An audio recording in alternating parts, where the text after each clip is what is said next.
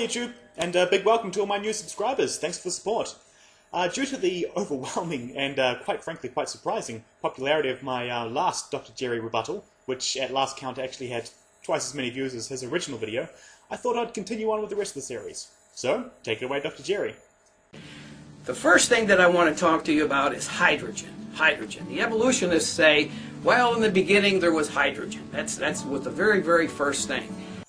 Evolutionists don't say that. Physicists do. You do know the difference between physics and evolution, right? Right? I would submit to you that the evolutionist definition of hydrogen is this: a clear, odorless, colorless gas which, given enough time, eventually becomes a human being. Yeah, I guess not. Let me just explain a few things. Firstly, you're partially correct that scientists do state that hydrogen was the first element present at the creation of the universe, and that over time this fused to form heavier elements, which, in turn, created compounds that form the basic chemicals of life. But to say that evolutionists define hydrogen as a gas that becomes human is completely ludicrous. You have utterly glossed over several large branches of scientific understanding. First and foremost, you'll need a decent understanding of physics. Next up is cosmology, for the study of the universe and the formation of hydrogen. Then astronomy, for the study of stars and galaxies. Then nuclear physics, for the study of fusion leading to higher elements. Then some more astronomy, for the study of supernova and the formation of second-generation stars, and then onto planets. Then a good deal of geology, to understand the starting conditions on Earth, and of course some chemistry, to understand the compounds available. And then abiogenesis, to describe how life could have arisen from naturally occurring chemical reactions. And then finally, once life has actually arisen, can you start talking about evolution, which of course is the change of organisms over time. But we still haven't got to humans yet. For that, you'll need to actually study and understand evolution, including genetics, natural selection, and of course biology. Then some more geology to get a scale of time, and a little knowledge of plate tectonics will also help. Next up is anthropology, for the specific evolution of Homo sapiens, and then some sociology and onto archaeology. Lastly, the study of culture, and then finally can you start talking about humans. So, just to recap, to go from hydrogen to humans, you will need physics, cosmology, astronomy, geology, chemistry, abiogenesis, evolution, genetics, biology, anthropology, sociology, archaeology, and culture. You might notice it, Jerry, that evolution is only one small part of that list, and doesn't actually kick in to about halfway down. There you go. Where'd you come from? Hydrogen. Wow, that's reassuring, isn't it? Reassuring? I don't see how that's relevant, but sure, I mean, I find it an interesting topic to study. The evolutionist will tell you that the universe is purposeless and that it's random. Well, that's what many atheists and physicists might tell you. Certainly some evolutionists, I guess, probably. But evolution is the study of changes in the genome. It doesn't really deal with philosophy all that much. In other words, you are here because of nothing. There was no plan, there was no model, there was no intelligence, there was no overarching sentient being. There was an explosion. It was called the Big Bang. And from that explosion came everything that you see, including the person you're looking at on this video right now. That's actually not a bad analogy. It's pretty close, really. Yeah, it's a difficult concept to grasp, but that pretty much sums it up. Well, I mean, that's somewhat amusing to me, but in a way, it's kind of sad, and here's why. There are people in the world today, especially young people, who are having a crisis of identity. How can you not have a crisis of identity when somebody tells you you don't mean anything?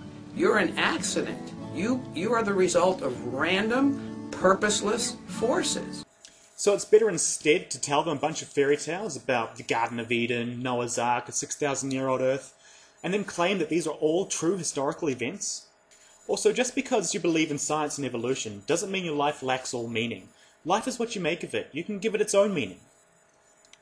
Well, you know, that's not what creation teaches. That's not what Christianity teaches. That's not what the Bible believes. That's not the foundation of the Judeo-Christian ethic, which has served our culture, well, I would submit, for 6,000 years. 6,000 years, huh? Christianity wasn't really formalized until the 4th century. Even at a stretch, you could only say that Christianity was around 2,000 years old, at the most. Judaism, on the other hand, the forerunner of Christianity, has a history spanning back 3,000 years, which, while impressive, still doesn't match the 6,000-year mark. And as for it serving our culture well, that's certainly up for debate. Crusades, inquisitions, witch hunts, and more recently the persecution of people based on sexuality and the abuse of children. Now, I'm no historian or theologian, so I'm not going to wade into the debate on whether or not religion is good for society or not, but your claim of 6,000 years is still way off the mark. Unless, of course, you're referring to the creationist belief that the world, and the universe for that matter, is only 6,000 years old, in which case I have only one thing to say.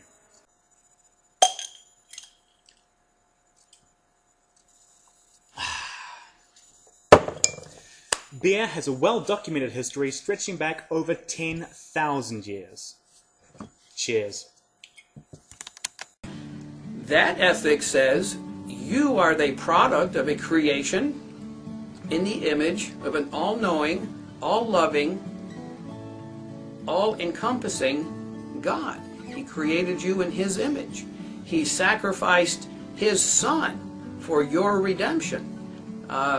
You know, that's reassuring. That makes me feel like I am somebody. And I don't have to go around shouting it as a mantra, you know, I am somebody. Well, sure, if that particular story makes you feel good and makes you a better person for it, that's just fine.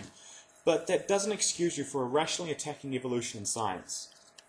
Plenty of Christians believe in God and evolution. The two aren't completely mutually exclusive. Many justify evolution as simply being God's way of creating diversity. You don't have to define your religion by denying scientific facts. Now, evolution has some problems. Okay, there have been a number of books written about it, and I'm going to talk about just a few of them here in the time we have. One of the things that I love to point out, and I just love to say to evolutionists, can you explain this? Can you please explain this? And of course what they do, you know, la la la la la. But here's what it is.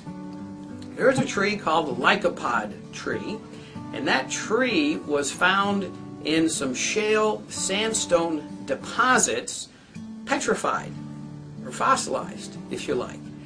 And the difference between the shale strata, the layer of rock, and the sandstone layer of rock is about 10 million years. So what are the choices? You know, either those layers are not separated by 10 million years, or that's a 10 million year old tree. Okay? Do you remember the tune? Okay. Polystrate fossils. I'm actually surprised to bring this up, considering it was thoroughly debunked over 100 years ago. First up, yes, polystrate fossils exist. Secondly, no, the layers of rock they pass through do not differ by tens of millions of years. Here's just a quick explanation of what happens.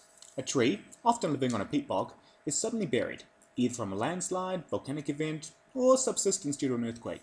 Either way, the buried tree fossilizes and the peat bog beneath it turns to coal. So that when it is dug up millions of years later, it looks like the tree is passing through different layers, which it is, but these layers are all the same age. So Jerry, how do you like that explanation? La la la la la la la la. Jerry, my advice? Stick to religion and leave science to the scientists. Alright everybody, thanks for watching and keep learning.